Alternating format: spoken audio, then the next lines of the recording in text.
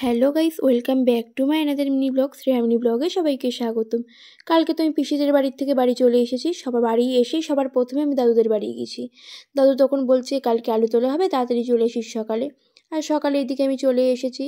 আর এই যে দাদু এদিকে আলু তোলা শুরু করে দিয়েছে, অনেকটা আলু তোলা হয়ে গিয়েছে।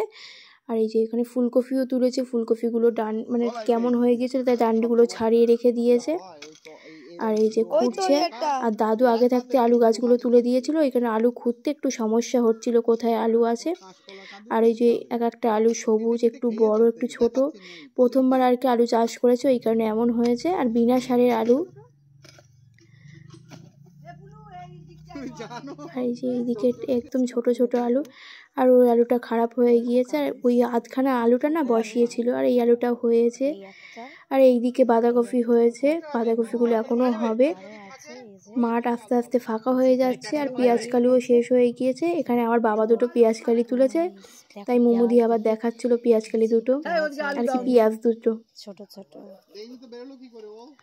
আর এইদিকে খানিকটা ছোট ছোট পালং শাক ছিল, তাই আমি এইদিকে তুলে নিচ্ছিলাম। এইদিকে আলু পালং শাক সব তোলা হয়ে গিয়েছে, আমি বাড়ি চলে আসছিলাম। আর দাদুদের এই গোলাপ গাছে কত গোলাপ হয়েছে তাই একটু তোমাদের দেখাচ্ছিলাম। আর তারপরে দেখি ভাই আর কি দোলনা চেপে ফোন দেখছে, আর মোমো দিয়ে গিয়ে দোলনায় দোল দিচ্ছিল। আর হ্যাঁ, ভিডিওটা ভালো লাগলে লাইক কমেন্ট শেয়ার আর সাবস্ক্রাইব করে দেবেন। আজকের জন্য টাটা।